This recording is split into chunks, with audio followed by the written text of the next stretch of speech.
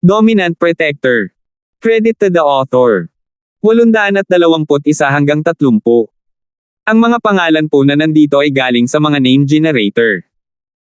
Kaya kung meron man pagkakatulad sa mga pangalan ng totoong tao o lugar, ito ay tunay na hindi sinasadya. Manager Wang, naipaliwanag ko na sa customer pero pinilit niya akong ipakita sa iyo ang kanilang membership card.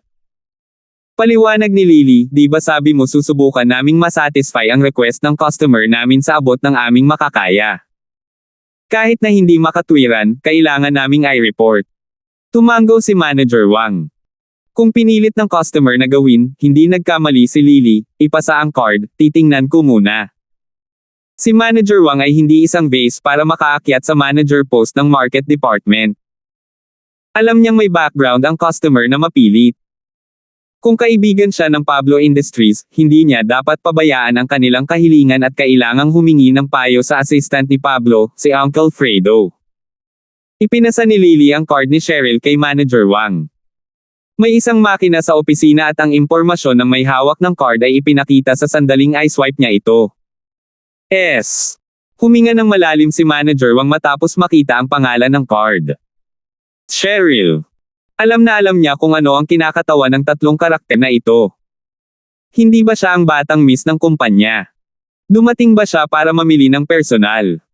Naisip ni Manager Wang na hindi ito kapanipaniwala. Kailangan lang niyang sabihin kay Uncle Fredo ang gusto niya at siya na ang bahala, bakit siya mismo ang dumating.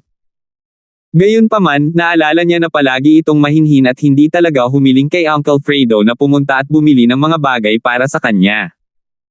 Dumating siya ng mag-isa nang hindi ito ini-announce, nalaman ni Manager Wang sa pamamagitan ng shopping record sa card ni Cheryl.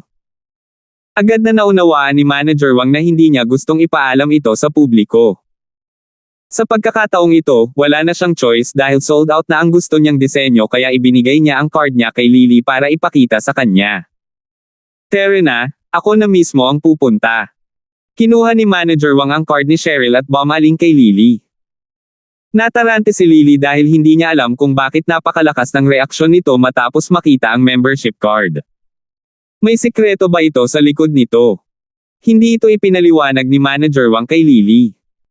Dahil si Miss ay isang mahinhin na tao, malamang na ayaw niyang mabunyag ang kanyang pagkakakilanlan, o maaari niyang tawagan si Uncle Fredo upang malutas ang kanyang problema. O, maaari niyang hilingin sa katulong sa tindahan na ipasa ang kanyang pagkakakilanlan ng hindi masyadong banayad. Lumabas si Manager Wang sa kanyang opisina at inutusan ng isa pang staff na kunin ang mga damit sa display window. Nagulat ito kay Lily. Sumangayon ba talaga si Manager Wang na ibenta ang sample ng display? Hindi ito nangyari dati.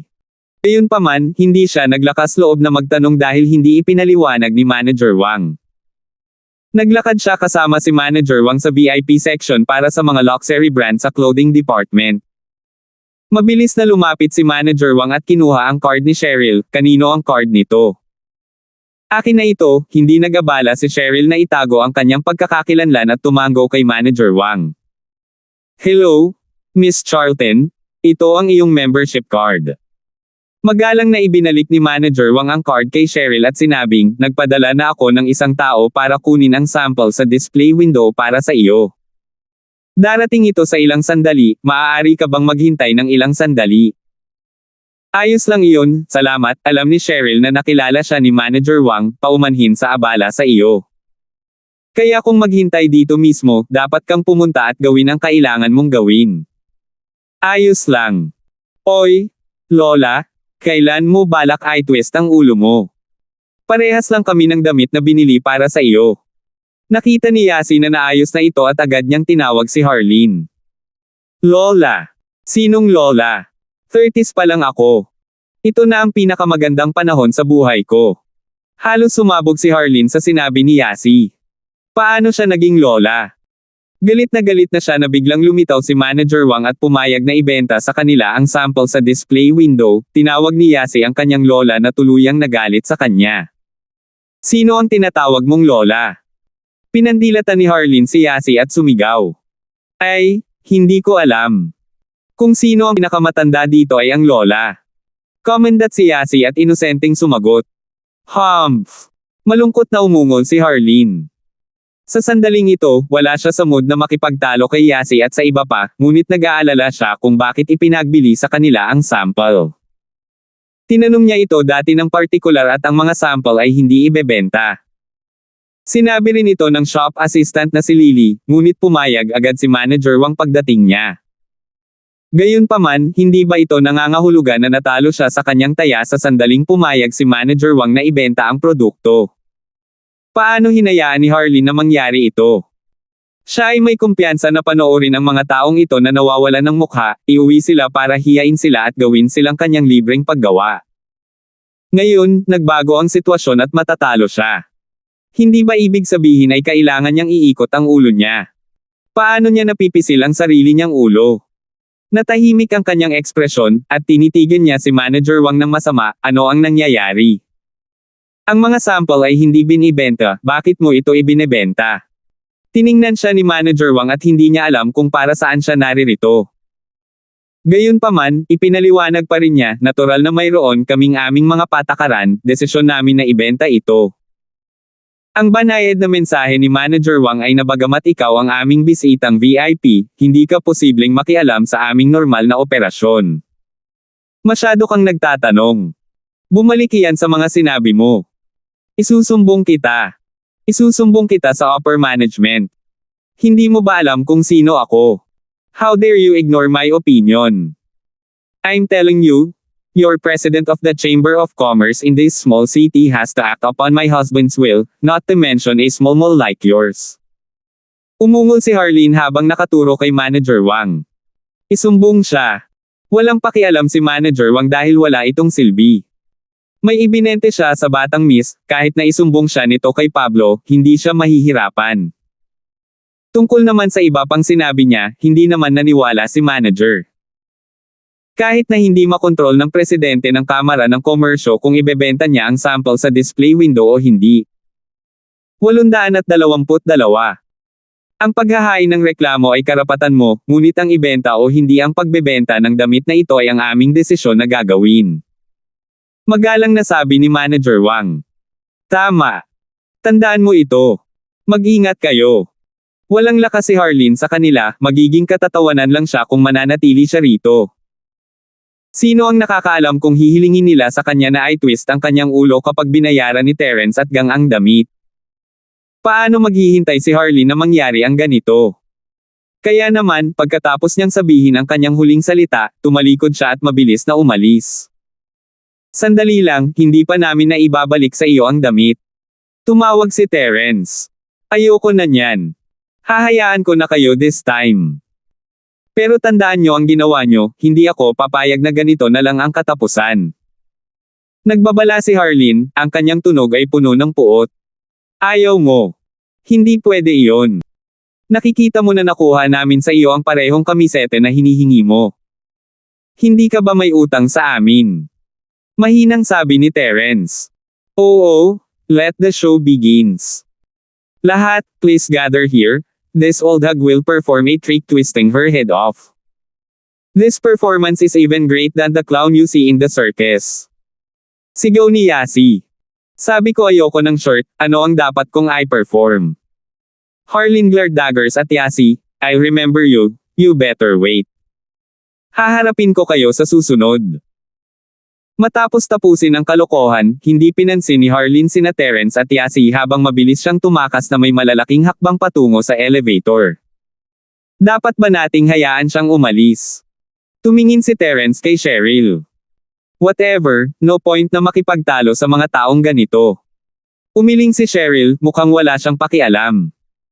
Nagkibit balikat si Terence dahil walang balak ituloy ang miss, syempre, wala rin siyang pakialam sa babae. Sa kanyang mga mata, si Harleen ay isa lamang hamak na payaso na lumilikha ng mga kaguluhan, ngunit tila may nakatagong kahulugan sa likod ng kanyang mga salita. Parang may kapangyarihan ang lalaking tinutukoy niya. Gayunpaman, hindi niya alam kung kalokohan ba siya o hindi. Hindi yun masaya. Ang ilang matatandang hags ay kailangang maging ganito kawalanjiya, na bumabalik sa kanilang mga salita. Nakaramdam ng pagkabagot si Yasi nang ihinto ang pagtatanghal. Suray-suray na tumayo si Harleen, halos malaglag sa lupa at hindi sinasadyang mapilipit ang kanyang bukong-bukong. Galit na galit ito habang kinakagat ang kanyang mga ngipin. Pinlano niyang pag-isipang mabuti bago gumawa ng desisyon ng formal ngunit nasa limitasyon na niya ngayon, napakaasar niya kaya kailangan niyang ilabas ang kanyang galit at ilabas ang kanyang galit anuman ang mangyari. Kinuha niya ang kanyang telepono nang pumasok siya sa elevator at tinawagan ang kanyang lalaki. Asawa, ako ay nabuli sa lungsod ng Starfield. Hindi lamang sila gumamit ng hose ng tubig sa pagwiwisik sa akin ng tubig, tumanggi pa rin silang magbayad at pinahiya pa nga ako at hinihiling na pilitin ko ang aking ulo. Si Harleen ay walang kahihiyan upang maglapag muna ng akusasyon.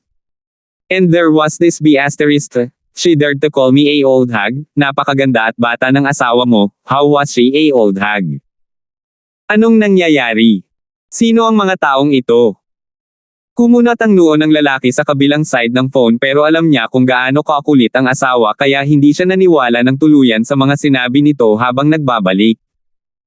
Kung hindi ka nag-provoke ng mga tao, bakit ka nila binubuli? Ano lang ang nangyayari? Sabihin mo sa akin ang totoo. Huwag kang magsinungaling sa akin. Huwag mong isipin na hindi ko alam kung ano ka. Andin itong dalawang cleaner at gardener, habang nagkakagulo sila sa bakuran at papunta na ako sa bagong baylang villa, sinabuyan ako ng hose ng tubig nila mula ulo hanggang mukha. Nakita ni Harleen na hindi makapaniwala ang asawa sa sinabi niya, tanging reklamo niya. At iniisip ko na ang aming villa ay nangangailangan ng ilang gapaglinis upang ayusin ang lugar kaya sinubukan kong banta silang bayaran ang aking kamisete kung hindi, kailangan nilang magtrabaho sa amin ng isang buwan, ngunit sino ang nakakaalam na tatanggapin nila? So bakit mo sinabing pinapahiya ka ng mga tao? Ngumuso ang lalaki at nagtanong. Paano mababayaran ng mga hamak na tagapaglingkod na ito ang aking kamisete? Alam mo na ang iyong sarili, ang kamisete na ito ay binili mula sa seksyon ng VIP sa Pablo Tower, hindi kasama ang isa na ginamit para sa display, binili ko ang huling isa sa disenyo na ito. Paliwanag ni Harleen. Sigurado ako na hindi nila ito mabibili. Kaya nakipagpustahan ako sa kanila, kung makabili sila ng isa, iikot ko ang ulo ko sa harap nila at kung hindi nila makuha, kailangan nilang magtrabaho para sa amin ng isang buwan. Sa huli, nabili nila ito. Hindi nakaimik ang lalaki, paano niya nagagawang kalokohan ang kahit anong gusto niya. Pinaihit ang kanyang ulo. Oo, hindi ako makapaniwala na kahit ang mga hamak na katulong na ito, bawat isa sa kanila ay may kanya-kanyang Diamond membership card. Napaka-generous ng kanilang amo sa kanila. Naasar si Harleen. Gayunpaman, ang pagkakaroon ng isang membership card ay walang ibig sabihin. Akala ko kahit na magkaroon ng 100 membership card, kapag ang stock ay naubos, imposible para sa kanila na makakuha ng pareho. Ngunit nang dumating ang manager, ibinente niya ang mga damit sa kanila. Asar na asar ako. Siguradong mali ang ulo ni Major Wong na tumayo para sa mga aliping iyon. Mga alipin. Mga alipin. Galit na galit ang lalaki sa kanyang asawa. May utak ka ba?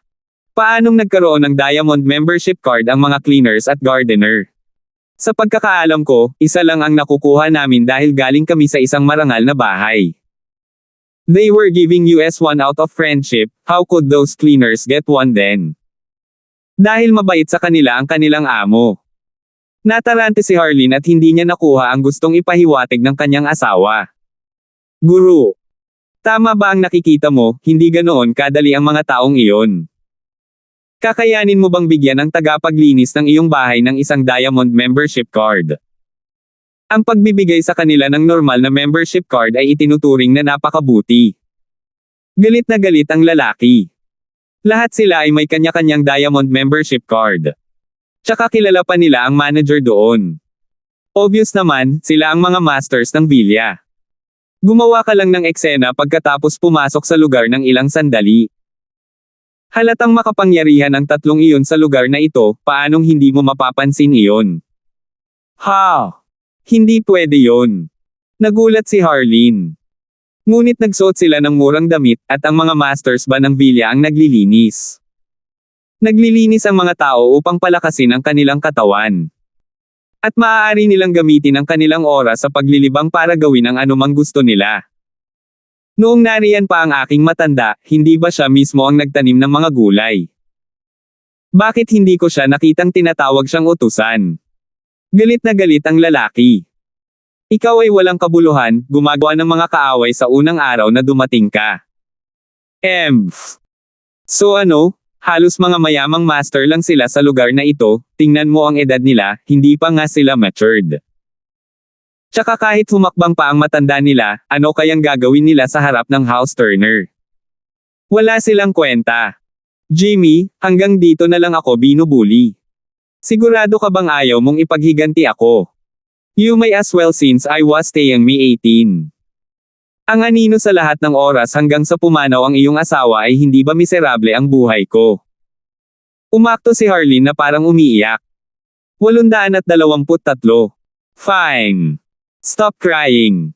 Pag-uusapan natin ito pagdating ko sa Starfield City. Nasa Stonegate ako ngayon, bibisita kami ni Benny sa house kang mamaya. Hayaan mo akong ayusin ang mga bagay dito, at pagkatapos ay tatayo ako para sa iyo. Si Jimmy ay walang magawa. Kaya inaasahan mong titiisin ko ito hanggang sa makarating ka dito. I was bullied the moment I entered this area. What will people think of me? Ayaw nang maghintay pa ni Harleen. Siya ay sobrang asar, at gusto niyang bigyan ng magandang aral si Terence. Anong gusto mo? Walang magawang tanong ni Jimmy. Hindi ko pwedeng hayaan na lang. Wala ka bang tao sa Starfield City? Kung hindi, umarkila ng ilang gangster para saktan sila. Sabi ni Harleen. Hindi mo man lang alam ang background nila at gusto mong makasakit ng tao. Kumunat ang noo ni Jimmy. Anong background kaya nila? Mga bobong bata lang. Naiinis na sabi ni Harleen. Kahit na may background sila, paano sila makikipagkompetensya sa atin, house turner? Isa tayo sa mga marangal na bahay sa Iron Lake, kung tutuusin. Sa mababang lugar na ito, sino ba ang hindi magbibigay ng respeto sa atin? Hindi naman ganoon. Nandito kami para itayo ang aming negosyo. Kung tutuusin, kailangan pa rin namin ang suporta ng mga lokal na despots. Kung sasaktan namin sila ngayon, kahit na si House Turner ay isa sa mga marangal na bahay, kami ay nasa ibang bansa. Ano ang dapat naming gawin kung hindi kami bigyan ng mukha ng mga tao? Malalim ang boses ni Jimmy. Ang lakas ng loob nila. Hahayaan natin si Carlos na tanggalin sila. May Mystic Class Master tayo na sumusuporta sa atin, I don't think these upstarts can do anything to US. Si Harleen ay ngumiti ng malamig at matapang. Alam mo naman na si Carlos ang figure ng pagsamba ng aming bahay. Kung nabubuhay pa ang matanda namin, hindi magiging isyo ang hayaang saktan sila ni Carlos. Pero kami ni Benny, kasama si Carlos, ay may mga hangganan sa pagitan namin ngayon. Pagkatapos ng pagkamatay ng aming ama, hindi na kami ganoon kalapit. Kung bakit nananatili pa rin si Carlos sa amin ay dahil lang sa kaunting halaga ng aming ama. Pera na kinikita natin sa mga buwan na ito, hindi ka ba nananaginip? Ito. Ano ang dapat nating gawin? Susubukan kong magtiis. Malapit nang maging Ninja Turtle ang asawa mo. Tiyak na pag-uusapan ng mga tao ang bahay natin sa malaot madali, at sasabihing walang kabuluhan si House Turner kung wala ang kanilang matanda. Kahit na ang ilang random upstarts ay hindi nila kalaban. Si Harleen ay ayaw pa ring sumuko. Fine. Tingnan mo muna ang background nila, tingnan mo kung sino ang mga taong ito bago tayo tumuloy sa susunod na hakbang. Bibisitahin ko muna ang matanda ng house kang bago natin ipagpatuloy ang nasa kamay natin. Nairita si Jimmy. Ito ay hindi tulad ng hindi mo alam ang kasalukuyang sitwasyon ni House Turner, maaaring makita ng mga tao na matataas at makapangyarihan sa lahat ay bahagi ng 4 na malaki at 5 maliliit na maharlikang bahay. Ngunit sa katunayan, hindi pa nga tayo pantay sa house kang ngayon. Tingnan mo ang negosyo natin sa Iron Lake. Magkano ang kinita sa pagbebenta ng lahat ng ito? Sa pagkakataong ito, ang pagdating sa isang dayuhang lupain ay isaalang-alang na ang pagtatayo ng bahay ni Turner. Medyo malala ang kondisyon, kung wala ang suporta ni House Kang, baka maharap pa tayo sa mas malaking krisis sa hinaharap. Ako. Sa wakas ay itinikom ni Harleen ang kanyang bibig. Alam na alam niya ang sitwasyon nila kaya lang hindi niya matanggap ang katotohanan. Kamakailan lang ay naging daughter-in-law siya ni House Turner, hindi man lang 2 buong taon. Noong nagsimula siyang tamasahin ang mga karangyaan sa buhay, si House Turner ay nahulog sa kahirapan. Hindi niya ito matanggap at mas gusto niyang abusuhin ang kapangyarihan ni House Turner. Gusto niyang makuha ang lahat ng kapangyarihan at paggalang na makukuha niya bago pa maging huli ang lahat. Tinapos ni Jimmy ang tawag bago makapagpatuloy si Harleen. Pilit na asar si Harleen na gusto niyang basagin ang telepono sa kanyang kamay dito ngayon ngunit naalala na ito ang pinakabagong iPhone binili niya kamakailan. Ito ay ilang libong dolyar. Pinigilan niya ang sarili sa halip. Matapos bumagsak si House Turner, ang buwan ng baon ni Harleen ay mas mababa kaysa dati noong siya ay isang mistress pa lamang. Gayunpaman, wala siyang pagpipilian. Sa kanilang sitwasyon ngayon, wala ring saysay na magreklamo. Nagpasya si Harleen na magtanong tungkol sa kanilang impormasyon at kumpirmahin ang kanilang background sa pamamahala ng ari-arian ng tirahan. Siya ay isang mapagmataas na tao mula sa simula. Paanong hindi niya tinuturuan ng leksyon ang mga batang iyon? Paano siya tatayo at maipagmamalaki bilang manugang ng House Turner kung hindi niya sila binayaran? Kaya naman, sa galit at sama ng loob, bumaba siya ng gusali, pumasok sa parking lot, pinaandar ang kanyang sasakyan at nagtungo sa villa. Pagdating sa Residential Estate Property Management at naglakad na parang amo. Sa kumpanya ng ari-arian, madaling makuha ng isang tao ang anumang impormasyon ng mga residente sa kanilang kamay dahil ang impormasyon ay hindi confidential. Kaya nang walang labis na pagsisikap, nalaman niya ang pangalan ng may-ari ng villa, Cheryl. Cheryl. Nagulat si Harleen sa pamilyar. Hindi ba apelyido ng isa sa mga naglilinis? At isa pang tagalinis sa tabi ay tinatawag siyang Cheryl Sis. Hindi kaya siya ang may-ari ng villa, si Cheryl? Hindi naman pwede Josephine, di ba? Siya ang may-ari ng villa. Labis na namangha si Harleen. Hindi nakakagulat na ganito ang magiging reaksyon niya, tutal wala namang disenteng suot sina Cheryl at Yasi noong mga oras na iyon. Iyon ay ilang casual na sportswear, at habang si Terence ay nakasuot ng napakalumang kamiseta, ito ay walang pinagkaiba sa isang manggagawa, isang angkop na uniforme para sa isang hamak na hardinero. Gayunpaman, habang nakatayo, tila sila ang may-ari ng villa. No wonder 3 sa kanila ang may diamond membership card. Sila ay mga young master, kung tutuusin. Pero mas lalo pang naasar si Harleen matapos malaman ang tunay nilang pagkatao. Kung sila ang may-ari ng villa, bakit hindi sila lumaban nang tawagin silang hamak na katulong? Sinubukan ba nilang magpakatanga para samantalahin ako? Hoy, sabihin mo sa akin, anong klaseng background mayroon itong Cheryl? Ikinaway ni Harleen ang kanyang kamay para tawagin ang gwardya at sumigaw. Bagamat natapos na ni Harleen ang kanyang dokumentaryo na pamamaraan sa pagpapalit ng pangalan kahapon, walang sinuman sa pamamahalang ito ang hindi nakakaalam kung gaano siya ka-tyrant. Maaaring tawagin niya ang kanyang sarili na isang mayamang babae mula sa lungsod ng Iron Lake, nag-uutos sa mga tao sa paligid gamit ang kanyang mga daliri, ngunit siya ay napakalaki ng alimango. Bakit alimango? Dahil ang mga alimango ay hindi lumalakad ng tuwid at ang Harleen ay may anumang kahulugan. Dumating siya sa opisina noong pahinga ng tanghalian kahapon, nang hindi inaalagaan ang oras ng tanghalian ng manggagawa, itinapon niya ang isa sa kahon ng tanghalian ng manggagawa at hinimok itong kumpletuhin ang pamamaraan para sa kanya. Ang mga manggagawa ay walang pagkilos sa malupit na mga residente tulad nito. Hindi nila maaaring masaktan ang mga ito o magsalita kaya maaari lamang nilang tiisin ang paghihirap at sundin ang mga utos. Si Cheryl ang miss ng Pablo Industries. Hindi ito lihim sa lugar na ito, kaya hindi rin sinusubukan ng guard na itago ang katotohanan sa kanya. Ano? Siya ang miss ng mga industriya ng Pablo. Nanlaki ang mga mata ni Harleen at nagtatakang tumingin sa gwardya. Seryoso ka ba? Oo, alam ng lahat dito. Walang ideya ang gwardya kung bakit napakadrama ni Harleen ngunit hindi siya naglakas loob na magtanong. 824. Ang maliit na B****s na ito. Nagpapanggap bilang isang baboy na sinusubukang lumunin ang isang tigre. Hindi ako papayag na makatakas ka ng ganito kadali. Sa wakas ay naunawaan na ni Harleen kung bakit kinuha ni Manager Wong ang kamiseta mula sa display, paanong hindi niya ibebenta ang kamisete kapag hiniling ito ng mga industriya ng Miss of Pablo. Lumabas si Harleen sa kumpanya ng ari-arian, hindi pinansin ng gwardya, pumasok sa kanyang kotse at nagsimulang tawagan muli ang kanyang asawa, na Azar. Ano ulit gusto mo? Kinuha ni Jimmy ang telepono, medyo nairita. Pinagsisihan niya ang kanyang nakaraang desisyon na dalhin si Harleen sa kanyang bahay.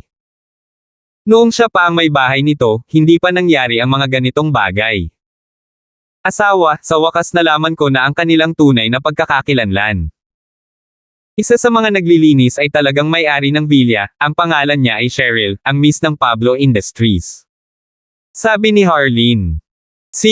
Hindi ba sinabi ko sa iyo? Anong tagapaglinis, paano mo siya nasaktan? Nagsalubong ang kilay ni Jimmy. Mga industriya ng Pablo. Hindi ba negosyo iyon ni Pablo? Makapangyarihan ba itong si Pablo? Naramdaman ni Harleen ang pagkabalisa mula sa boses ng kanyang asawa habang maingat itong nagtanong. Hindi ito itinuturing na makapangyarihan ngunit ang mga industriya ng Pablo ay isa sa mga kilalang malalaking kumpanya, ngayong nasaktan mo sila, ginawa na naman nating kaaway ang ating sarili. Hindi nasiyahan si Jimmy, tawagan mo ako mamaya, tatanungin ko si Benny tungkol sa kasong ito. Okay. Hindi naglakas loob na magkomento si Harleen dahil mabilis niyang tinapos ang tawag. Hindi niya inilagay ang mga industriya ng Pablo sa kanyang mga mata, naisip niya na kahit na ang mga industriya ng Pablo ay isa sa mga kilalang malalaking kumpanya, hindi ito isang malaking bagay.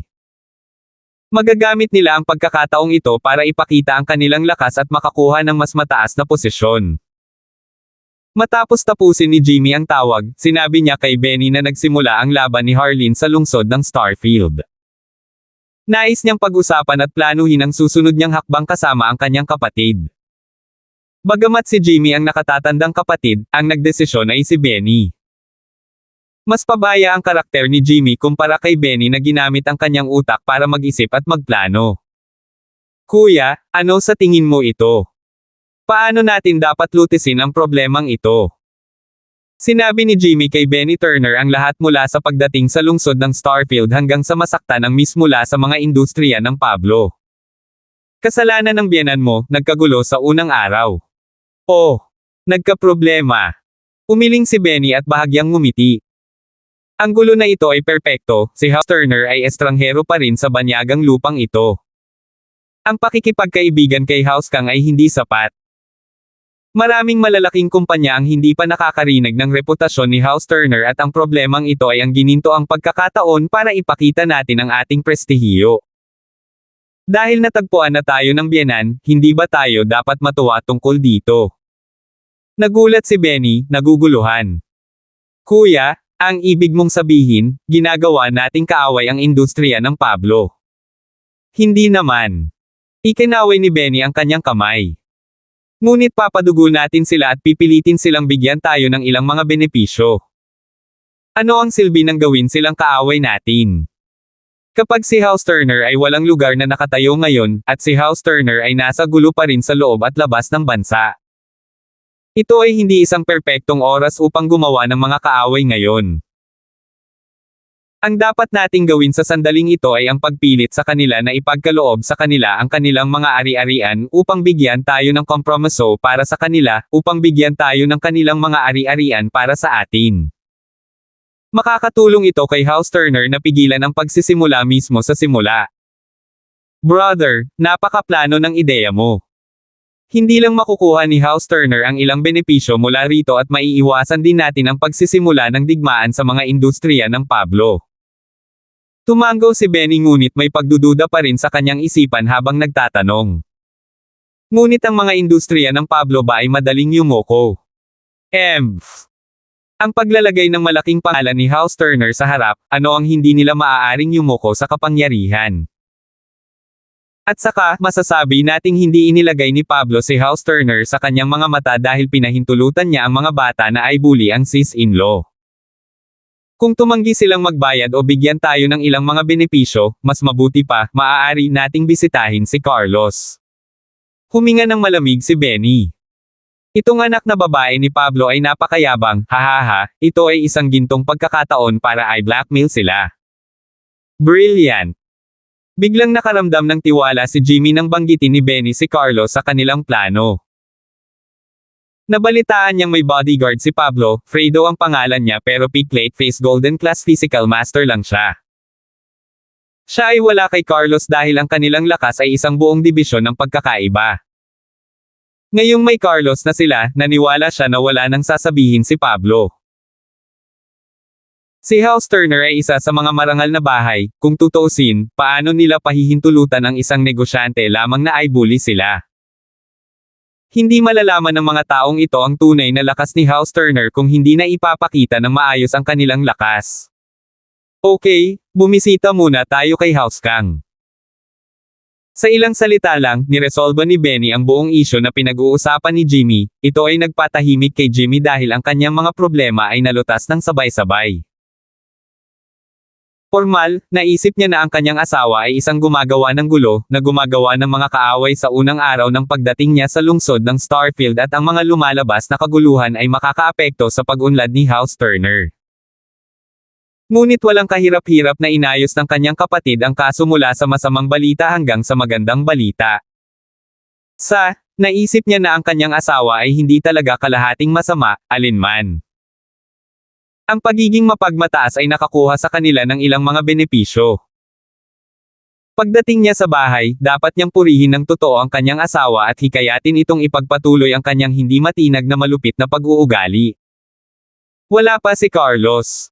Tumingin si Jimmy sa relo at nagtanong.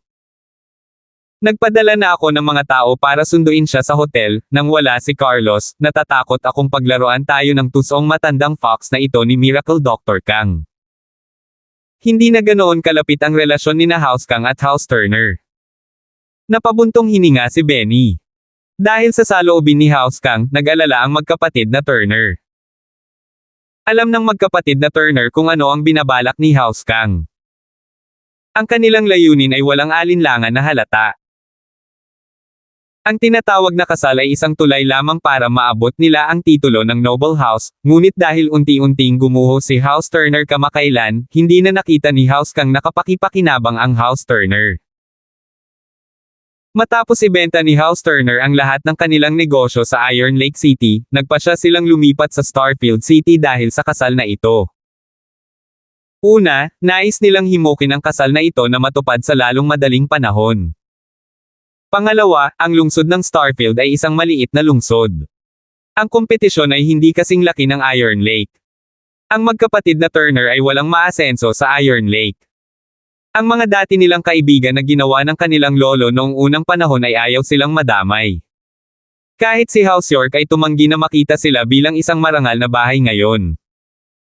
Sa kabuuan, lahat ito ay dahil sa kawalan ng taong maaaring tumayo at mamuno sa bahay dahil walang Panginoon si House Turner.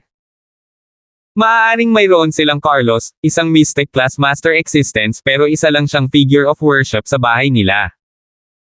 Hindi siya maituturing na tunay na lakas ni House Turner. Ang House Turner ay formal na nakabatay sa negosyo, ngunit noong maluwalhati at maunlad na mga araw, ang kanilang matanda ay buong suporta ni Carlos kaya sila ay pinagpala at nabigyan ng titulong marangal na bahay. Gayunpaman, ngayong wala na ang lolo ng magkapatid na Turner, nagbago ang ugali ni Carlos sa kanila. Kaya naman, si House Turner ay naging mahina at humina araw-araw. Pinagsisihan ni na Jimmy at Benny ang kanilang mga ginawa dahil sa hindi nila pagsasanay ng martial arts noong bata pa sila. Kung mayroon silang kahit isa o dalawang golden class master sa bahay, hindi magiging ganito kaitakot-takot ang mga bagay.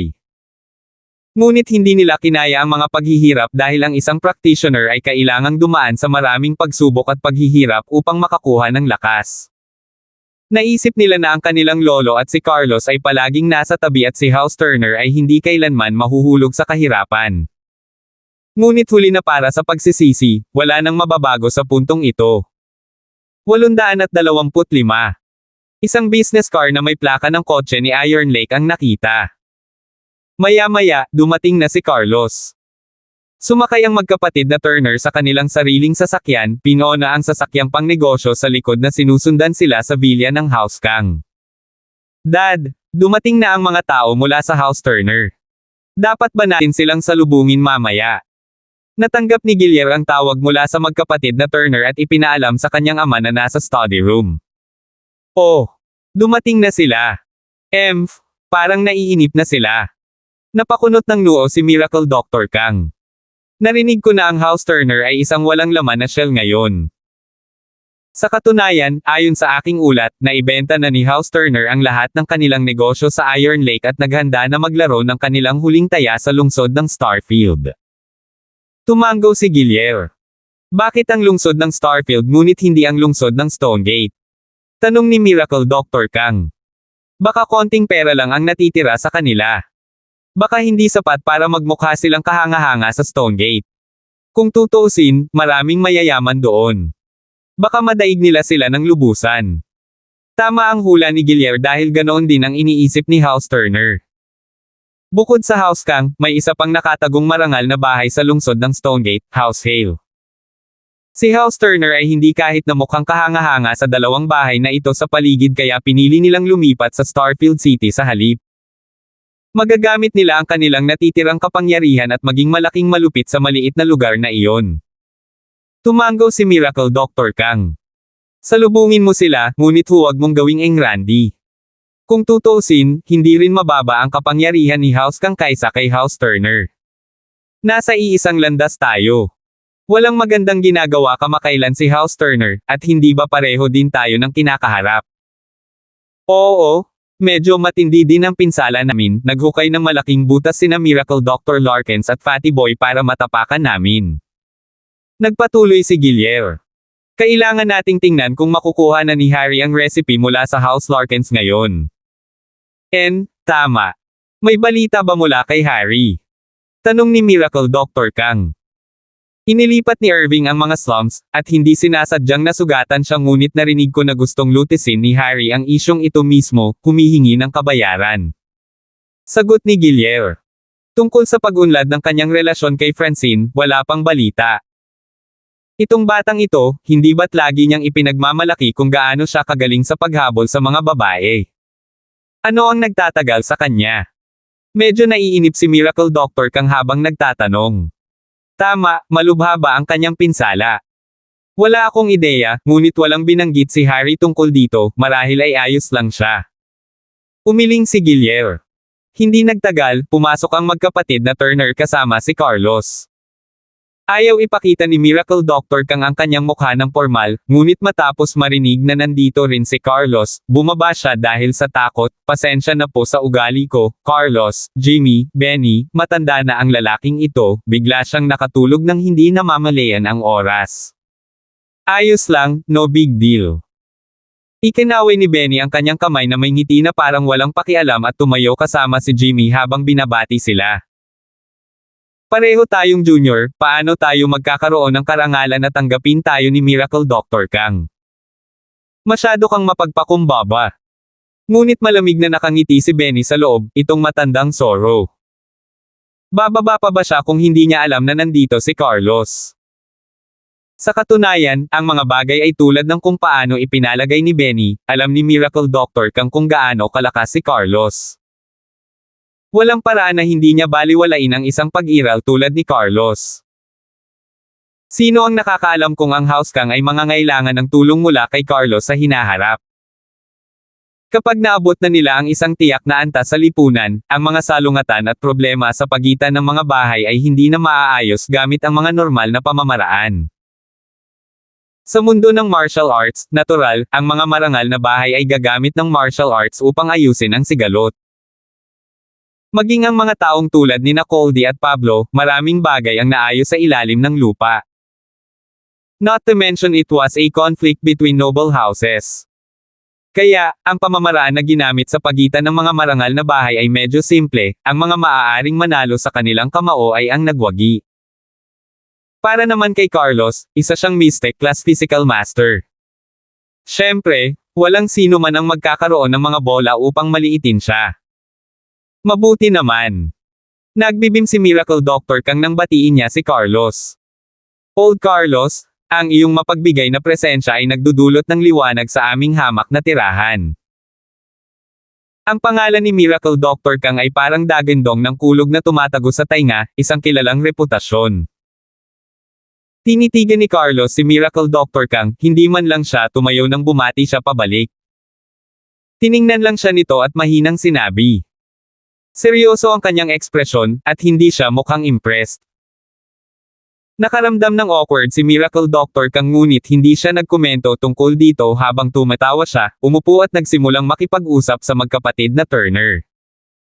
Jimmy, bakit kayo biglang pumunta sa Stonegate City? May maibibigay ba sa inyo si House Kang?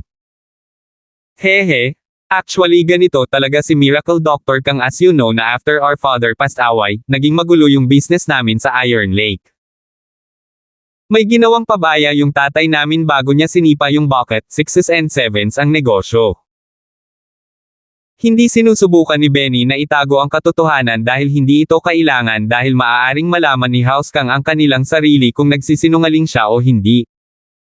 Kung walang pagkasira, walang pagtatayo.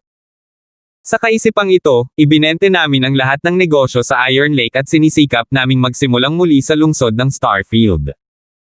Talagang ang pagbabago sa isang bagong lokasyon, pagbabago ng kapaligiran at pagsara sa pagitan natin ay isang matalinong hakbang.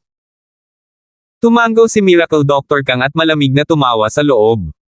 Kung wala si Carlos sa tabi mo, ano kaya ang meron sa inyo? Pangalawa, gusto kong magtanong tungkol sa kasal ni na Melissa at Polong. Binanggit ni Benny ang layunin ng kanilang pagbisita. Nais niyang makuha si House Kang sa kanilang tabi sa lalong madaling panahon. Si House Turner ay maaaring magkaroon ng reputasyon ng isang marangal na bahay at ang lakas ng Carlos, ngunit hindi nila laging hayaan si Carlos na gawin ang trabaho para sa kanila, hindi ba? Kung ang kasal ay matagumpay, maraming tao ang makikipagkaibigan sa kanila at magbibigay sa kanila ng labis na paggalang. Why the rush though? Melissa is still studying in high school. Hindi ba masyadong maaga para sa kasal? Nagpatuloy si Miracle Doctor Kang, syempre, gustong-gusto kong makita silang magkasama at lubos na sumasang-ayon sa kasal na ito, ngunit napakabata pa ni Melissa. Hindi pa siya umabot sa edad para maging asawa ayon sa batas, di ba? Haha, Miracle Doctor Kang, marunong ka talagang magbiro. Ang mga batas na ito ay wala sa mata ng isang maharlikang bahay. Gayunpaman, maaari silang unang makipagtipan. Gagawin ba natin ang pagsasaayos para sa kanila? Natatawang pinutol ni Jimmy si Miracle Doctor Kang. Tama ka. Tumango si Miracle Doctor Kang. Oo naman, tatanungin ko si Polong at itakda sa kanya ang petsa ng pakikipag-ugnayan mamaya. Hindi talaga inisip ni Miracle Doctor Kang ang ideya ng pakikipag-ugnayan. Sa bagay, hindi kasal ang engagement, they could very much call it off anytime they see right. Kapag nakahanap na sila ng isa pang makapangyarihang suporta o naging mas malakas sa kanilang sarili, iiwanan si House Turner. Naunawaan ni na Jimmy at Benny ang pagbabago sa tono ni Miracle Doctor Kang. Kung wala si Carlos, ang kasal na ito ay napunta sa timog. Pagkatapos magpaalam, umalis sina Jimmy at Benny sa villa na may pagkabigo. May kasabihan, kung ang isang tigre ay bumaba sa patag na lupain, ito ay lalaitin ng mga aso. Ang isang tao na nawala ang kanilang posisyon at impluwensya ay sasailalim sa maraming kahihiyan. Inaalala ang panahon ng si Miracle Doctor Kang mismo ang nagdala kina Kang Guafent at Kang Polong para bisitahin sila. Napakalaki ng karangalan at paggalang niya sa kanila. Ngunit ang mga bagay ay nagkaroon ng malaking pagbabago, at ang ugali ni Miracle Doctor Kang ay ganap na nagbago. 826. Pagkaalis ni Harleen, hindi nagpumilit sina Cheryl at Yasi na bilhin ang mga damit mula sa display window. Ang disenyo ay halatang para sa mga kabataang babaeng may asawa, ngunit kahit na hindi, ayaw ni Cheryl na magsuot ng kaparehong damit ng shoe na iyon, si Harleen. Nakita ni Manager Wang na ayaw na ni Cheryl at umalis si Harleen na puno ng galit. Muntik na niyang maisip ang kwento. Malamang nagalit si Harleen kay Miss at naging sanhi ng eksenang ito. Hindi na nagtanong pa si Manager Wang at nagkunwaring walang alam, Miss Charlton, gusto mo bang tumingin sa paligid? Kung may kailangan ka, mangyaring makipag-ugnayan sa akin anumang oras. Ito ang business card ko. Okay, Manager Wang? huwag mo kaming itago dito, kinuha ni Miss ang business card at ipinasa kay Terence. Nagulat si Manager Wang kay Terence. Nabalitaan niyang nakahanap si Charlton Pangyaw ng manugang na pangalawa sa pinakamalaking shareholder ng kumpanya. Gayunpaman, hindi pa siya nakadalo sa anumang pagpupulong kasama ang iba pang mga direktor. Ito ba ang taong nakatayo kay Miss? Ang pangalawang pinakamalaking shareholder ng kumpanya. Gayunpaman, ang paraan ng kanyang pananamit ay medyo hindi maganda. Magkagayunman, hindi siya naglakas loob na tingnan ang mga mayayamang tao na may kakaibang libangan. Pagtingin kay Miss, nakasuot ito ng ordinaryong pang-sports na damit na ipinamigay ng kanyang paaralan at hindi niya nagawang husgahan ang kanyang pagkakakilanlan sa pamamagitan ng damit lamang. Ayaw ipagpatuloy ni Cheryl ang pamimili dahil wala siyang kailangan bilhin. Kaya naman, lumingon siya kay Yasi, "Yasi, ano ang gagawin natin ngayon?" "Hindi ko alam." Natuwa ako dahil pipaikit siya, pero sinungaling ang matandang babae na iyon, reklamo ni Yasi, nakakabagot. "Pwede ba tayong pumunta at tingnan kung ano ang masaya dito?" "Anong masaya dito?" Hindi inisip ni Cheryl na may anumang kawili-wiling gawin sa paligid ng business district. "May Teofisto Wonderful Time Arcade hindi kalayuan dito. Gusto kong pumunta at tingnan." Sagot ni Yasi. "Anong maganda sa arcade?" "Napakaraming gangster doon at delikado." Sumagot si Cheryl nang hindi nag-iisip dahil madalas niyang ginagamit ang dahilan na ito para pigilan si Yasi na pumunta sa mga arcade dati. "May shield na tayo bro, walang dapat ikatakot." Sinabi ni Yasi, "Kung may manghaharas sa amin, si shield bro ay bubugbugin sila." Narinig ni Cheryl ang mga salita ni Yasi at huminto ito. Sa katunayan, kasama si Terence doon, hindi sila malalagay sa panganib dahil ang isang grupo ng mga batang gangster ay hindi magagawang saktan si Terence.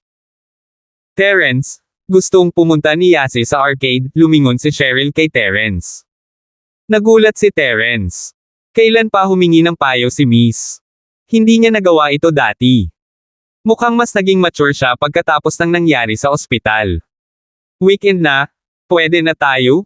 Walang pakialam si Terence, "Dahil nasa labas na tayo, ayos lang kung gusto mong pumunta." Naisip ni Terence na siya ay hihilahin dito kung ang dalawang babaeng ito ay umuwi at magpatuloy sa paglilinis, mas mabuti para sa kanila na pumunta at ay bully ang mga NPC na iyon. Gusto ni Cheryl na makita kung ano ang isang arcade. Hindi ba siya pagtatawanan ng mga tao kung sinabi niyang hindi pa siya nakakapunta sa arcade sa loob ng napakaraming taon? Ito ang buhay nila Yasi bago dumating si Terence sa kanilang buhay. Sila ay tumingin maliwanag at napakarilag sa labas, ngunit ang kanilang buhay ay lubhang nakakainip. Umalis silang tatlo sa Pablo Business Tower, nagmaneho si Terence patungo sa direksyon na itinuro ni Yasi at nakarating sila sa isang malaking entertainment center. Ang mga laro sa computer, pool, at internet cafe ay pinagsama sa isa na umaakit ng maraming young adult dito. Maaari nilang sabihin na ito ay medyo sikat na tumitingin sa bilang ng mga taong pumapasok at lumalabas. Sa unang antas, kalahati nito ay computer at video games, ang kalahati ay ang pool. Hindi pa nakarating sina Cheryl at Yasi. Ito ay isang bagay na nakikita lang nila sa TV noon. "Terence, pwede ka bang bumili ng mga game coin para sa amin?" Alam ni Cheryl na kailangan nila ng mga game coin para makapaglaro dito. Tumango si Terence at tumungo sa counter. Sina Cheryl at Yasi ay nagsimulang tumingin sa paligid ng arcade, nagpaplano kung aling mga laro ang gusto nilang laruin. "Mga magagandang babae, gusto mo bang makipaglaro sa amin?" Ilang bad boy sa pinto ang nakatingin kay Cheryl at Yasi pagkapasok nila. Matapos maiwang mag-isa ang dalawang babae, may lumapit sa kanila, isang young adult na pulang buhok. Sina Cheryl at Yasi ay palaging nasa ilalim ng spotlight kahit na pumunta sila. Kahit na ordinaryong school uniform lang ang suot nila, feeling nila ay parang mga estudyante sila. Napaisip ang mga gangster na wala silang background. Malamig na sinulyapan ni Cheryl ang pulang buhok na batang lalaki at hindi siya pinansin. Gayunpaman, curious na sumagot si Yasi, "Oy, bakit namumula ang buhok mo? Ganito ba noong bata ka? Hey, you wanna know?" I don't mind tell you in details in a place without people, nakita ng red-haired boy na sumasagot ang batang babae na may malalaking boobs, at agad siyang natuwa. Hindi naman, umiling si Yasi, naisip ko lang na masama ito. Nagmumukha kang pabo. Ang pulang buhok na batang lalaki ay ayaw makinig sa gayong pangit na mga salita, girl, ano ang ibig mong sabihin? Hindi mo kailangang makipaglaro sa akin, ngunit bakit kailangan mong maging napakasama? Nainis si Cheryl. Si Yasi ay napakahirap na babae. Nagkagulo siya pagdating niya dito. Kung wala si Terence, sila ay nasa malaking problema na. Sa katunayan, hindi tanga si Yasi dahil hindi niya malalagay ang sarili sa problema kung wala si Terence. Ang mga salita ng pulang buhok na batang lalaki ay nakaakit ng marami at pinalibutan sina Cheryl at Yasi sa gitna. Anong gusto mo? Kumunat ang noo ni Cheryl. Bakit napakaruleles ng mga taong ito? Wala bang mga security guard dito? Hindi nakarating si Cheryl sa mga ganitong lugar at hindi niya alam na walang mga security guard dito kundi ilang gangster lang ang nagbantay sa venue. Kung walang malaking problema, hindi pupunta ang mga iyon dito. Nagsabi siya ng masasamang salita sa kapatid nating Redfur, ano sa tingin mo ang gusto natin? Isang kalbong gangster na may tabako sa bibig ang tumuro kay Yasi. Fine, kasalanan niya yon, humihingi ako ng tawad sa kanya, okay. Ayaw ni Cheryl ng anumang gulo. Sige. Sabi mo ayos lang at oo nga. Paano naman ito, hayaan mo munang paglaruan ng babae ang Redfur bro saglit at hahayaan natin. Sabi ni Baldy. Huwag sumobra. Paano papayag si Cheryl sa ganitong uri ng mga kahilingan? Gawin silang makipaglaro kay Yas. Overboard. First time mo ba dito? Hindi ka na dapat pumunta sa susunod kung hindi mo alam ang rules. But this time, you have to follow the rules. Ang pulang buhok ay walang pakialam na sumagot, laruin mo ako ng karera ng kotse. Wala akong gagawin sa kanya, at higit sa paghawak sa kanyang boobs. Kung alam ng iba na may nasaktan sa Redfur at umalis, mahirap para sa akin na manatili dito. 827. Ha! Nanlaki ang mata ni Cheryl. Walang ginagawa yon. Paano niya hinayaan na hawakan niya si Yas? Hindi pwede. Agad na tinanggihan ni Cheryl ang mungkahi ni Redfur. Ayokong maging mapilit, hindi iyon masaya, galit si Redfur habang tinatanggihan ni Cheryl ang kanyang mabait na alok. Hindi ko rin gustong gumawa ng malaking kaguluhan tungkol dito, ang tinutukoy ni Cheryl ay tungkol kay Terence. Ang mga taong ito ay mauuwi sa lupa kung dumating si Terence upang lutisin ang problema. Fine. I'll give you another choice. Ang isa sa inyo ay may car race game sa akin, kapag nanalo ka, hahayaan natin ito, kapag natalo ka, pareho kayong makakasama ko ngayong gabi. Ang Redfur ay mukhang makakain niya si Cheryl para sigurado. Narinig niya ang mga salita ni Cheryl at naisip niya na natatakot siya, kaya naman nagbigay siya ng mas masamang opsyon. Alam ng lahat dito na isa siyang Diyos sa karera ng kotse at walang mananalo sa paglalaro sa kanya. Oh! At kung matalo ka? Biglang sumulpot si Terence sa likod ni Redfur nang hindi alam kung kailan at nagsalita sa tenga ni Redfur. Tumalon pabalik sa takot si Redfur habang inaakala niyang multo si Terence. Lumingon si Redfur at galit nang makita si Terence, brat, saan ka nang galing? Gusto mo bang pumasok sa negosyo ko? Kasama ko sila, walang pakialam na sagot ni Terence, sagutin mo ako, ano ang mangyayari kung matalo ka? Paano ako mawawala? Malamig na tumawa si Redfur na parang nakakarinig lang ng nakakatawang biro. Dahil ito ay isang karera, dapat itong maging patas. Kung matalo sila, magpapalipas sila ng gabi sa iyo, at kung matalo ka. Hindi pinansin ni Terence ang tawa ni Redfur at nagtanong sa parehong tono. Mag-uukol sila ng oras dito sa akin kapag natalo sila, kapag natalo ako, halatang magpapalipas ako ng oras sa kanila. Tumawa ng mahina si Redfur. Kung ganoon ang kaso, hindi na kailangang makipagkompetensya. Tere na. Lumingon si Terence kina Cheryl at Yasi, walang utak ang lalaking ito. Ni hindi niya maintindihan ang simpleng loika na tulad nito. Hindi ito masaya kahit na manalo ka laban sa isang tanga na katulad niya. Ma'am, iyon nga ang naisip ko. Tumango si Yasi bilang pagsang-ayon. Simula nang dumating si Terence, hindi na siya natatakot sa Red Fur. Tinakpin ni Cheryl ang kanyang bibig at tumawa. Kahit na si Terence ay medyo malupit sa kanyang mga salita, ngunit ang Red Fur ay hindi makatwiran dahil siya ang nagsimula nito, hindi sila. Brat, aalis ka ng ganito. Sino ka sa tingin mo? Medyo naiinis si Red Fur sa inaste ni Terence. Medyo karakter siya dito sa arcade pero may naglakas loob na hindi magbigay ng mukha sa kanya. Sige, dahil nandito ka, hindi kita papayagang umalis. Huwag kang maghanap ng gulo para sa iyong sarili. Walang pakialam si Terence kay Red Fur dahil hindi niya inilagay ang ganitong uri ng tao sa kanyang mga mata. Naging mas confident sina Cheryl at Yasi at sumunod sila sa likod ni Terence. Shield bro, ilang game coin ang nabili mo? Sapat na ba? Si Yasi ay tila nakalimutan na niya ang tungkol sa Red Fur habang siya ay nakatitig sa mga barya ng laro sa mga kamay ni Terence ng kapana-panabik. Fuck! Itago mo sila dito. Ang Red Fur ay hindi gustong magdulot ng anumang problema dito dahil ang may-ari ay may background, ngunit mawawala ang lahat ng kanyang reputasyon ngayon kung wala siyang gagawin sa kayabangan ni Terence. Nagsalita si Red Fur habang niunat niya ang kanyang kamay patungo kay Yasi, ngunit sa halip, ang kanyang kamay ay hinawakan ng mahigpit ng ibang tao bago pa niya mahawakan si Yasi. Sabi ko, huwag kang maghanap ng gulo para sa sarili mo, hindi mo ba naiintindihan? Malamig na tiningnan ni Terence ang Red Fur. Ang Red Fur ay lumaban para makawala mula sa pagkakahawak ni Terence, ngunit napagtanto niya na ang kanyang braso ay parang nakahawak sa mga metal na pliers dahil hindi siya makagalaw. Agad siyang natakot, bitawan mo ako. Fuck your mom. Ka. Lalong pinalakas ni Terence ang kanyang pagkakahawak.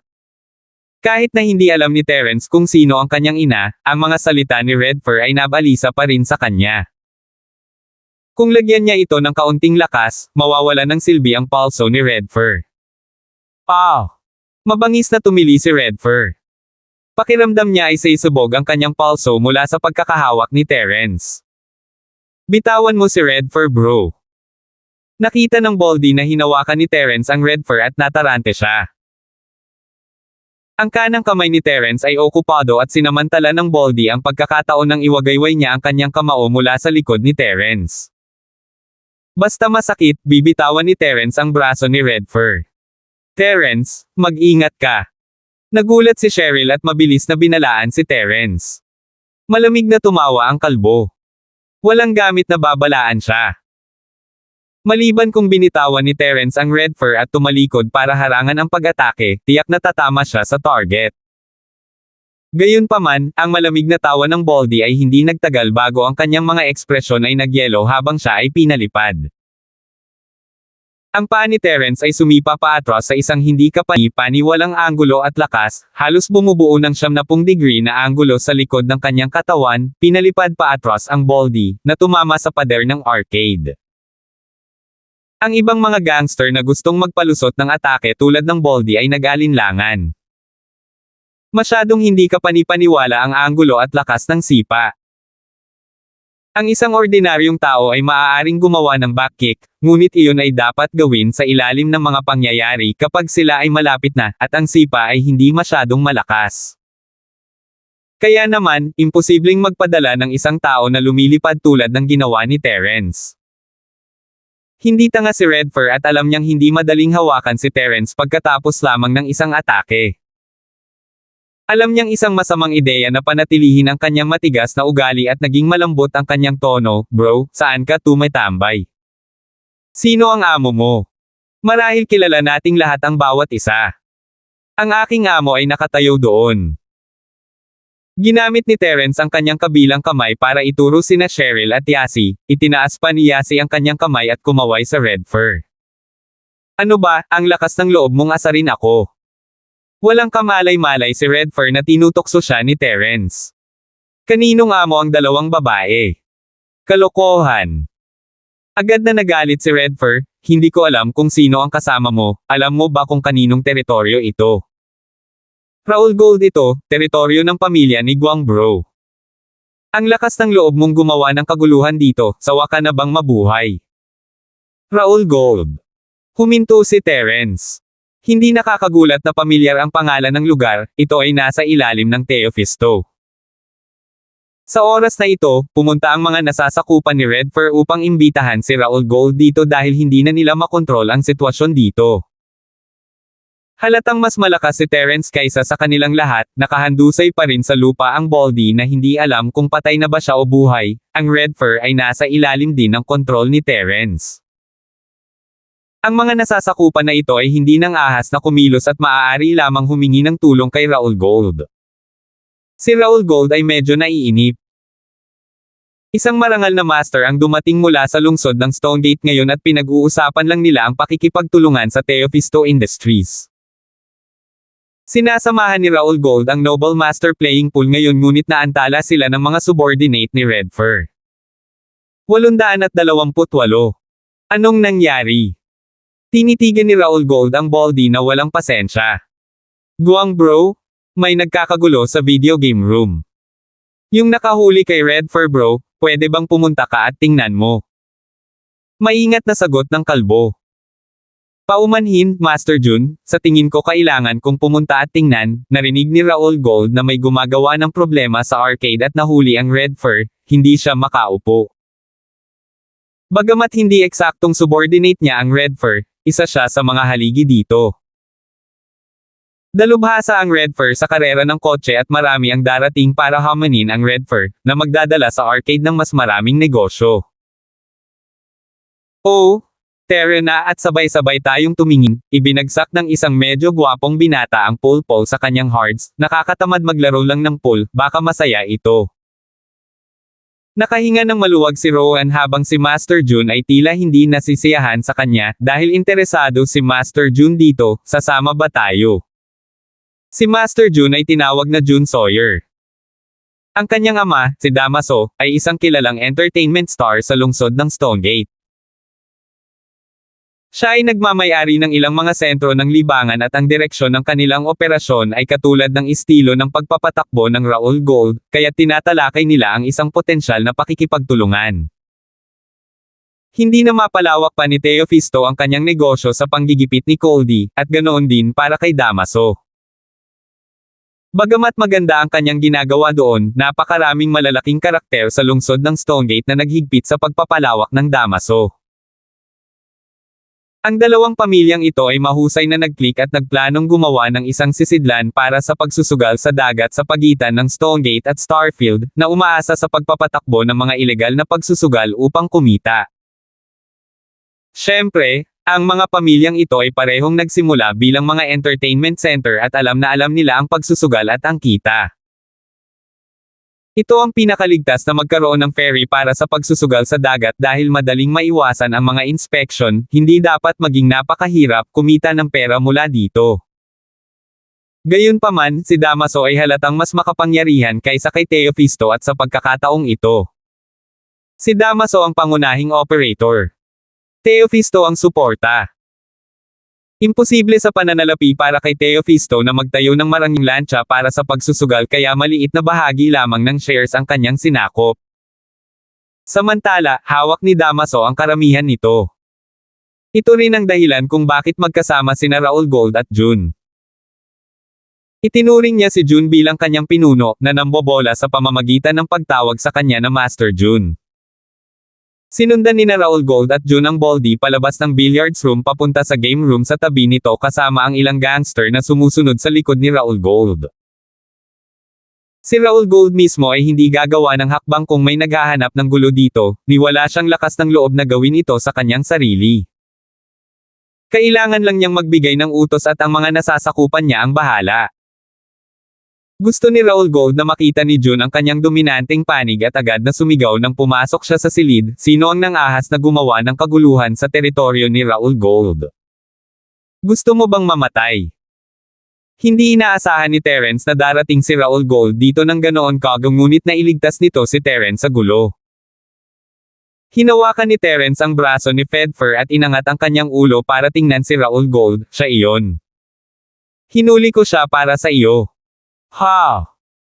Narinig ni Raul ang boses ni Terence at sa wakas ay napagtanto na ang taong nagdulot ng problema dito ay si Terence. Palihim na naisip ni Raul Gold sa kanyang sarili. Paano naging walang kwenta ang Red Fur?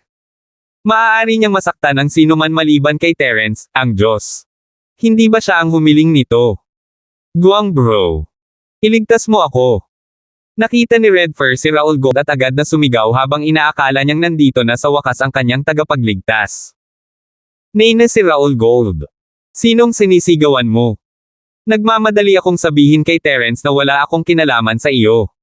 Iligtas ka. Mukha ba akong tanga sa'yo? Gayunpaman, mabilis na nag-react si Raul Gold. Narinig niya ang mga salita ni Terence at alam niyang ang Red Fur ang nakasakit kay Terence. Sinunod niya ang sinabi ni Terence, ang pulang buhok na ito ay hindi mukhang mabuting tao. Ang lakas ng loob mong gumawa ng kaguluhan sa teritoryo ko. Halika, talunin mo siya hanggang sa hindi ko makilala kung sino siya. Alam ng lahat ng nasasakupan ni Rowan kung sino si Red Fur, at nabigla sila sa utos ni Raul Gold. Talunin ang Red Fur. Hindi ba mali ang sinabi ni Guang Bro? Lahat sila ay tumingin kay Raul Gold na may pagkalito. Guang Bro, may nasabi ka bang mali? Natatarantang tanong ng Baldy. Gayunpaman, hindi pinansin ni Raul Gold ang kalbo at inutusan ang kanyang mga tauhan, para saan ba kayong lahat na nakatayo dyan? Lumipat. Pinapakain ko kayong lahat ng mga walang kwentang tao, hindi kayo gumagalaw kapag nag-utos ako. Natatalo ba natin ang Red Fur? Sa wakas ay nag-react ang mga nasasakupan ni Raul Gold sa kanyang mga sinabi at nagtanong ng walang kumpiyansa. Cut the crap, bilasan mo. Hindi na inalagaan ni Zuo Roguang si Jun. Sa kanyang mga mata, si Terence ay mas mahalaga kaysa kay Jun. Kung hindi niya inalagaan ang isang maladyos na si Terence, mapapahamak ito para sa kanya. Magalang na tumakbo si Raul Gold patungo kay Terence, Jocelyn, narito ka. Ang mga salita ni Raul Gold ay nagulat sa lahat ng naroon. Lalo na si Red Fur at ang kalbo na nakatitig kay Raul Gold ng nakakaloko. Alam niya kung sino si Terence. At ang paraan ng pagharap niya kay Terence. Hindi ba sobra? Paf! Narinig ni Yasi ang paraan ng pakikipag-usap ni Raul Gold kay Terence at halos mapahagalpak sa tawa. Hahaha, Shield bro, paano ka naging Diyos? Hindi ko alam, umiling si Terence at binitawan ang Red Fur. Sa pagkakataong ito, hindi na nang-ahas si Red Fur na gumawa ng anuman kay Terence dahil puno ng pagkabigla ang mukha nito. Gaano man siya katanga, nakikita niya kung gaano kagalang si Raul Gold kay Terence. Natakot siyang mabugbog at nagmamakaawa ng mapait. Guang bro, sorry, hindi na sana ako naghanap ng gulo. Dalhin mo siya. Natakot si Raul Gold na magagalit si Terence sa kanya at wala ng oras na sayangin ang Red Fur. Kinawian niya ang kamay at kinaladkad ng mga tauhan niya si Red Fur paalis dito. Godlin? I'm so sorry. Laging may mga tao dito na walang mata. Please don't mind them. Si Rowan ay nambobola kay Terence at nagsalita ng mabuti. Oh, ito ang pamilya mo.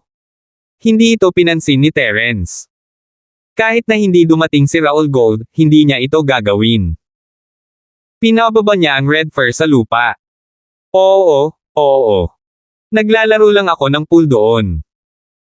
Nabalitaan ko na nandito si Godlin, kaya dali-dali akong lumapit para tingnan kung may maitutulong ako sa iyo. Maingat na tanong ni Raul Gold. Ay, wala. Maaari kang pumunta at maglaro, winagiway ni Terence ang kanyang kamay, sinenyasan na maaaring umalis si Raul Gold dahil wala siyang sasabihin kay Raul Gold. Kung narito siya, tiyak na hindi magsasaya sina Cheryl at Yasi. Okay. Kung may kailangan ka, huwag mag-atubiling pumunta at hanapin ako sa billiards room. Alam ni Raul Gold na sinasabihan siya ni Terence na umalis ngunit iniisip niya kung sino ang dalawang dilag sa tabi ni Terence. Paanong hindi niya nakita ang mga ito noon? 829. Hindi niya alam kung sino sina Cheryl at Yasi. Hindi rin ito binanggit ni Rowan sa bahay, kaya hindi niya alam ang pagkakakilanlan ni na Cheryl at Yasi. Akala niya ay mga ordinaryong kaibigan lang sila ni Terence nang hindi masyadong iniisip ang kanilang relasyon. Ito ay dahil si Terence ay hindi nakikipag-usap sa kanila sa pamilyar na paraan at si Terence ay mayroon ng kasintahan.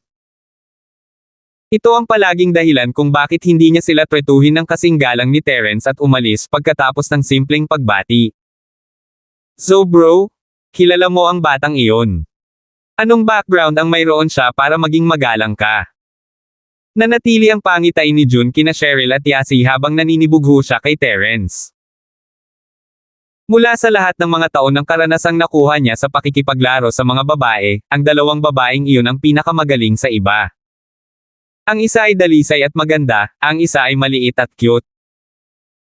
Bagamat ordinaryong sports uniform lang ang suot nila, hindi ito sapat para matakpan ang kanilang kagandahan. Si Raul Gold ay mas matanda kay June at dahil dito, tinawag siya ni June na Zobro.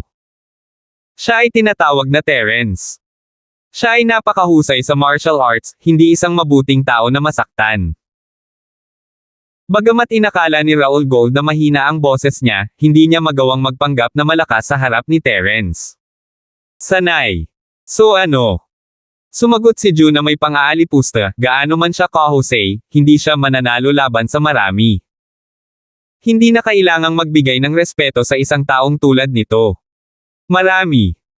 Mapait na tumawa si Raul Gold, sasabihin ko sa ganitong paraan, ang Golden Class Master ng aking pamilya, si Uncle Yan, ay nasugatan niya.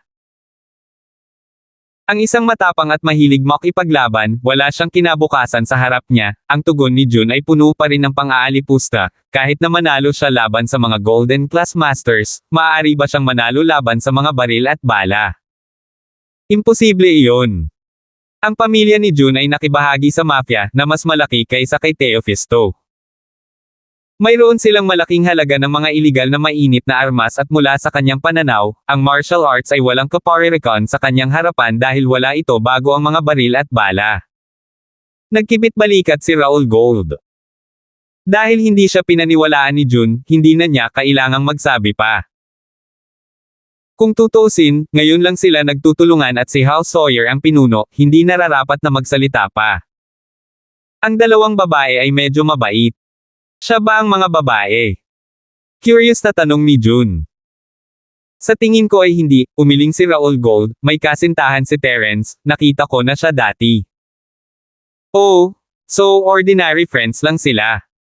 Tumango si June, nakatingin ako sa kanila. Master June, ayos lang kung gumamit ka ng mga normal na pamamaraan, ngunit huwag mo itong pilitin. Natatakot akong makialam si Terence. Hindi nakalimutan ni Raul Gold na babalaan si June. Alam ko. Marami akong nakuhang babae, hindi ba madali para sa akin na makakuha ng dalawang maliliit na babae? Hindi sineseryoso ni June ang mga salita ni Raul Gold dahil hindi niya sineseryoso si Terence. Saglit na naglaro sina Cheryl at Yasi ng mga video game at nakita nilang nakakabagot ito. Ito ay alinman sa karera ng kotse o pagbaril, hindi ito kasing saya ng paglalaro sa bahay. Cheryl sis, kumusta ka na? Ilang level ba ang naipasa mo? Natapos ni Yasi ang paggamit ng last game coin sa kanyang kamay, tinapik ang kanyang mga kamay habang nakatayo ng hindi mukhang interesado, nakakabagot. Isang tao lang ang patuloy na lumalaban, ano ang nakakatuwa doon? Hindi ko alam, parang hindi ko nalampasan ang isang level. Si Cheryl ay hindi magaling sa mga laro at siya ay naglalaro ng isang laro na nangangailangan sa kanya na makapasa sa iba't ibang antas. Medyo matagal na siya dito pero nasa level 1 pa rin siya at medyo naubos na niya ang mga barya. Naaliw si Terence habang nakatingin sa gilid. Ang mga arcade ay kumita ng pera mula sa mga babaeng katulad nila. Maraming tao ang maaaring gumamit ng isang barya para makapasa sa lahat ng antas, hindi man lang nila kayang bayaran ang mga singil sa kuryente at kumita ng kita. Boring, Tara at tingnan natin ang iba pang mga laro, tumayo si Yasi habang sumusuko sa pagsisikap na ipagpatuloy ang kasalukuyang laro. Okay.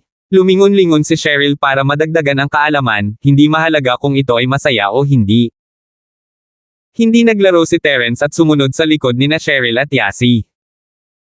Maraming larong hindi pa nilalaro ni Terence, ngunit karamihan sa kanila ay sumubok ng bilis ng kanilang reaksyon na hindi isang mahirap na gawain para kay Terence. Maraming tao dyan, pwede bang tingnan natin? Natuklasan ni Yasi na ang isa sa kanto ng arcade ay medyo sikat, maraming tao ang biglang umiyak sa tuwa at pagkabigo. Lumapit sina Terence, Cheryl at Yasi at nalaman na may ilang mga gambling machine. Magkaiba sila ng uri ngunit lahat sila ay may kaugnayan sa pagsusugal. Iligal na ang ganitong uri ng makina ngunit napakataas ng kita na may dudulot nito. Ito ang pangunahing makina ng kita para sa maraming arcade. Hindi nakakagulat na nagpasya si Raul Gold na gawin ito laban sa batas. Bagamat may mga kumikita dito, karamihan ang natalo. Isang minorya lamang ng mga tao ang nakakuha ng halaga at lahat ng iba ay nabigo. Cheryl says, mukhang masaya ito. Pwede ba natin subukan? Naisip ni Yasi na ito ay mas kawili-wili kaysa sa mga larong pagpatay ng halimaw. Yasi, sa tingin ko ito ay pagsusugal. Hindi ka makakapunta, agad na nakita ni Cheryl ang likas na katangian ng mga makinang ito. Gusto ko lang subukan para sa experience, hindi ako ma-addict. Medyo curious si Yasi. Hayaan mo siyang subukan, naniniwala si Terence sa pagpipigil sa sarili ng dalawang babaeng ito. Wala silang masamang ugali at hindi sila nalulong sa anumang bagay. Naisip ni Terence na si Yasi ay curious at magiging boring ito pagkatapos ng ilang pagliko. Kung tutuusin, hindi naman sila nagkukulang sa pera at hindi rin nila ito mahal, mahirap maramdaman ang excitement na maaaring idulot ng pagkawala at pagkakakitaan. Sabi ni Cheryl, bro, kaya ko. Tumingin si Yasi kay Cheryl na may puppy eyes. Ito na lang ang natitira sa akin, kapag nawala mo sila, hindi ka na makakabili ng higit pa para laruin ito, nag-alinlangan sandali si Cheryl bago ipinasa ang natitirang mga barya kay Yasi. Kinuha sila ni Yasi at masiglang pumunta sa mga gamble machine. Malinaw na hindi makatotohanan ang kumita ng pera sa kaunting barya lamang. Ang resulta ay halos pareho sa hinulaan ni Terence. Nagpasok si Yasi ng 4 o 5 barya ngunit para silang mga batong nahulog sa dagat, isa na lang ang natitira sa kanya. Nawala ba silang lahat? Malungkot na tiningnan ni Yasi ang huling barya sa kanyang kamay, hindi mo ba ako hahayaang manalo kahit isang beses lang? Nagkibit balikat si Terence. Bagamat alam niya kung paano gumawa ng maraming bagay, hindi niya kayang kontrolin ang mga gamble machine. Dapat mayroong control system sa likod ng ganitong uri ng electronic equipment at imposible para kay Terence na mahanap ang control system at baguhin ang data nito sa loob ng maikling panahon. 830. Tama na Yasi, ito na ang huli, hindi mo na ito mapapatuloy. Inaasahan din ni Cheryl na mangyayari ito at hindi na siya nagulat. Si Cheryl ay ipinanganak sa isang maimpluwensyang pamilya. Madalas niyang marinig ang tungkol sa mga tiyuhin sa pamilya na nagsugal sa Macau. Karamihan sa kanila ay natalo at napuno ng sama ng loob, kaya naunawaan niya na ang sugal ay isang scam mula pa noong bata pa siya. Inilagay ni Yasi ang huling barya sa makina nang hindi sinasadya ngunit nakakadismaya pa rin ang resulta. Ang barya ay kinain na naman ng makina. Galit na galit si Yasi habang pinagmamasdan ang mga barya na lumabas sa makina ng ibang tao at sinipa ang makina. Bang! Hindi pa gumagalaw ang makina ay nagsimulang sumakit ang kanyang mga paa, basura. Anong scam? Paano ako, ang pinakamaswerte at hindi nakikitang Yasi, ay hindi mananalo kahit isang beses? Sige Yasi, sinabi ko sa iyo na ang lahat ng ito ay isang scam, hindi ka naniwala sa akin, tumawa si Cheryl, natatalo ka sa 9 na laro sa 10, mas mabuting huwag hawakan ang mga ganitong bagay. Fine. Kahit na si Yasi ay sumang-ayon sa sinabi ni Cheryl, ngunit ayaw niyang sumuko, Cheryl bro, bugbugin mo ito para sa akin. Narinig ni Terence ang kanyang mga salita at tumingin sa makina ng kakaiba. Tinuro niya ang sarili niya, pagkatapos ay sa makina, ito. Oo. Tumango si Yasi. Hey! Naantig si Terence sa mga salita ni Yasi. Lumapit siya at sumipa patungo sa lugar kung saan lumalabas ang mga barya. Ang electric circuit sa loob ng makina ay simple at ang makina mismo ay magaan. Ang sipa ni Terence ay nagpatalon sa makina ng isang beses sa lupa at ang exit chute para sa mga barya ay nasira, ang mga game coin ay nagsimulang bumuhos sa isang iglap. Tungkol naman sa sipa ni Yasi, walang halaga ito kumpara sa sipa ni Terence. Kailangan mong gawin ito kung gusto mong manalo. Itinuro ni Terence ang makina na binabaha ng mga barya. Ito ay labag sa batas noong una at sa makatuwid, hindi masama ang pakiramdam ni Terence na sirain ito. Sa wakas ay binibigyan na ako nito ng mga barya. Si Shield Bro ang pinakamaganda. Si Yasi ay walang pakialam sa pagkawala ng ilang mga token ng laro noon, ngunit nagalit siya dahil pakiramdam niya ay nascam siya. Ngayong naghiganti si Terence para sa kanya, masaya siyang umiyak. Ang sipa ni Terence ay nagulat sa lahat ng iba pang manlalaro. Wala pa silang nakitang sino man na nang ahas na gawin ito sa arcade. Hindi ba siya naghahanap ng kamatayan? Hindi ba niya inilalagay sa kanyang mga mata ang mga gangster na nagbabantay sa lugar? Gayunpaman, ang mga taong nakakilala kay Terence noon ay walang masabi. Nasaksihan nilang lahat ang saloobin ni Raul Gold kay Terence at walang nang ahas na magsalita. Narinig ng manager ang malakas na putok at tumakbo siya para tingnan, ngunit hindi niya ginambala si Terence. Tumakbo siya sa billiards room at iniulat ang lahat kay Raul Gold. Narinig ito ni Raul Gold ngunit natuwa siya, sige. Sugal machine lang ito, salamat sa Panginoon na hindi niya sinira ang buong entertainment center na ito. Narinig ng manager ang mga salita ni Raul Gold at mabilis na tumakbo pabalik, lihim na natutuwa na hindi siya nakialam dito dahil mukhang walang plano si Raul Gold na pigilan si Terence. Tulad ng para sa mga token ng laro sa sahig, hindi ito pinansin ni Yasi. Natuwa lang siya na nailabas niya ang galit niya. Wala siyang pakialam kung maaari siyang makipagpalitan ng pera sa mga baryang ito dahil sawa na siya sa mga laro dito, hindi na kailangan ng mga token kung hindi niya planong magpatuloy sa paglalaro.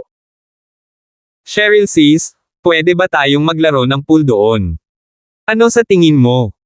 Si Yasi ay sumuko sa lahat ng mga entertainment project dito dahil wala siyang mahanap na nakakatuwang laruin. Pool. Yasi, marunong ka bang maglaro ng pool? Naguguluhang tanong ni Cheryl. Hindi, pero nakita ko na sa TV. Lahat ng manlalaro ng pool ay mukhang cool, kaya dapat masaya, di ba? Sumagot si Yasi na gusto lang niyang makita kung ano iyon. Fine, tumango si Cheryl bilang pagsang-ayon. Ang silid ng mga bilyar sa mga unang yugto ay hindi pinadali, at ang karamihan sa mga tao doon ay mga gangster.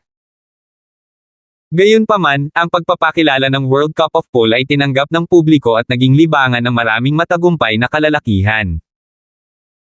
Siyempre, lahat ng klase ng tao ay tumambay sa billiards room ng isang entertainment center. May mga gangster dito, gayon din ang ilang mga young masters dito.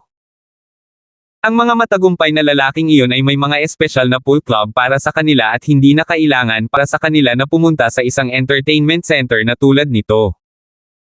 Sinundan ni Terence sina Cheryl at Yasi sa billiards room sa tapat ng games room.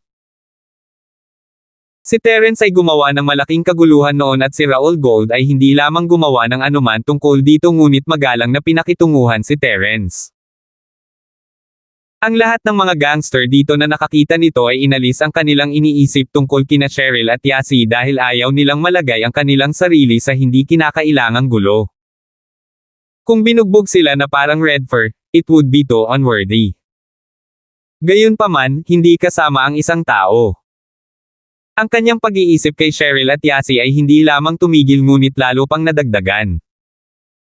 Ang taong iyon ay si Jun, at habang tinitignan niya ang dalawang babae, mas nagiging mabuti sila sa kanyang mga mata.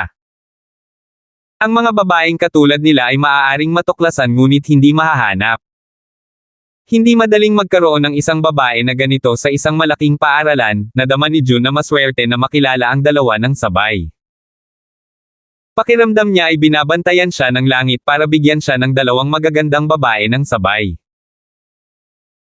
Sa kanyang karanasan sa paghuhusga, sina Cheryl at Yasi ay malamang na maging mga birhen ng hindi ginalugad ng mga lalaki.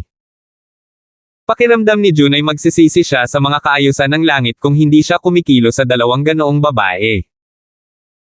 Naramdaman ni Raul Gold ang pagkahumaling ni June at sumimangot. Sa totoo lang, hindi niya gustong masaktan si Terence sa anumang paraan dahil alam niyang hindi niya kayang gawin iyon. Tungkol naman sa June na ito, hindi rin niya ito ma-offend. Narinig niya na ang House Sawyer ay may malaking impluwensya sa mga rehiyon ng Stonegate. Nagmamay-ari sila ng isang kilalang maimpluwensyang grupo na may mga baril, at ito ay puno ng malalaking karakter. Si Raul Gold ay isang gangster lamang at nakatanaw lamang siya mula sa malayo dahil malayo ito sa kanyang pagkakahawak.